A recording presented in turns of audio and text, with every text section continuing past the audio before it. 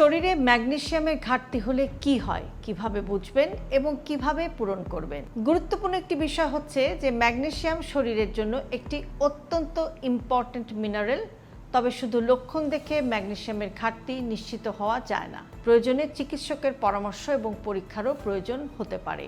আপনার কি প্রায়ই রাতে পায়ে টান ধরে, চোখের পাতা কাঁপে, ঘুম ভালো হয় না, সবসময় ক্লান্ত লাগে? তখন অনেকে ভাবেন হয়তো ক্যালসিয়ামের অভাব, কিন্তু সবসময় ক্যালসিয়াম নয়, অনেক সময় এর পেছনে থাকতে পারে ম্যাগনেসিয়ামের ঘাটতি। এই একটি মিনারেল শরীরের 300-রও বেশি জৈব রাসায়নিক প্রক্রিয়ায় ভূমিকা রাখে, তবুও আমরা এর কথা কিন্তু খুব কমই শুনি। আজকের ভিডিওতে আমরা একটু জানার চেষ্টা করব ম্যাগনেসিয়ামের ঘাটতি হলে কি কি সমস্যা হতে পারে, কারা বেশি ঝুঁকিতে থাকেন এবং কোন খাবার খেলে এই ঘাটতি পূরণ করা যায়। আর ভিডিওর একেবারে শেষে আমি এমন একটি গুরুত্বপূর্ণ বিষয় বলবো যেটি না জানলে অনেকেই অকারণে ম্যাগনেসিয়ামের ট্যাবলেট খেতে শুরু করেন। আর তাই আপনাদেরকে আমি রিকোয়েস্ট করব ভিডিওটি না টেনে একদম শেষ পর্যন্ত দেখার জন্য।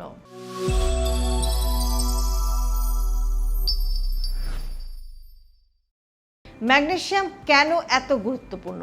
ম্যাগনেসিয়াম এমন একটি মিনারেল যা সাহায্য করে পেশির স্বাভাবিক কার্যক্রমে, স্নায়ুর স্বাভাবিক কার্যক্রমে, হৃদস্পন্দন স্বাভাবিক রাখতে, হাড়ের স্বাস্থ্যে, শক্তি উৎপাদনে। বিভিন্নভাবে ম্যাগনেসিয়াম আমাদের শরীরে নানাবিধ কাজ করে। ম্যাগনেসিয়ামের ঘাটতি হলে কি হতে পারে?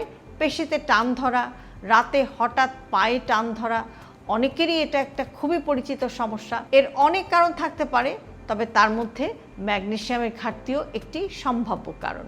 চোখের পাতা কাঁপা, অনেক সময় ঘুমের অভাব, মানসিক চাপ বা অতিরিক্ত ক্যাফেইনের পাশাপাশি ম্যাগনেসিয়ামের ঘাটতিও চোখের পাতা কাঁপার একটা কারণ হতে পারে।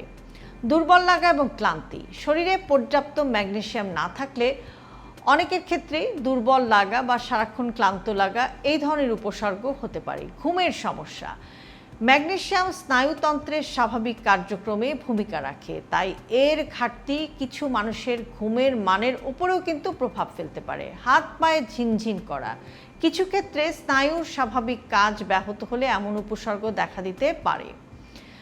হৃদস্পন্দনের সমস্যা, তীব্র ম্যাগনেসিয়ামের ঘাটতি হলে কিছু মানুষের হৃদস্পন্দন বা হার্টবিটে অনিয়ম দেখা দিতে পারে। এটি জরুরি চিকিৎসারও একটি বিষয় কিন্তু হতে পারে। কারা বেশি ঝুঁকিতে থাকেন ম্যাগনেসিয়ামের অভাবের বা ম্যাগনেসিয়ামের ঘাটতির?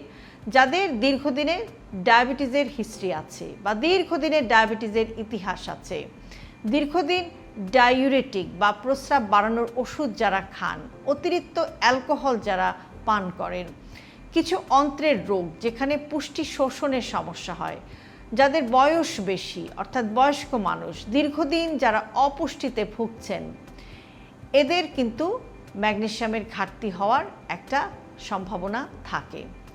ম্যাগনেসিয়ামের সেরা খাবারের উৎসগুলো কি কি হতে পারে? কাঠবাদাম, মিষ্টি কুমড়ার বীজ, পালং শাক, ডাল এবং বিভিন্ন ধরনের শিম, ওটস, কলা, অ্যাভোকাডো, কিছু মাছ, পরিমিত পরিমাণে ডার্ক চকলেট, এগুলো থেকে আপনি ম্যাগনেসিয়াম পেতে পারেন। ম্যাগনেসিয়াম ট্যাবলেট কি সবার খাওয়া উচিত না? ঘাটতি আছে কিনা সেটা নিশ্চিত না হয়ে নিজে নিজে কখনো সাপ্লিমেন্ট বা ট্যাবলেট খাওয়া শুরু করবেন না। এটা ঠিক অভ্যাস নয় বা ঠিক চয়েস নয়। অতিরিক্ত ম্যাগনেসিয়াম সাপ্লিমেন্ট কিছু মানুষের ক্ষেত্রে ডায়রিয়া বা অন্যান্য সমস্যাও করতে পারে, তাই অবশ্যই ডাক্তারের সাথে কথা বলেই আপনি সাপ্লিমেন্ট নিতে পারেন।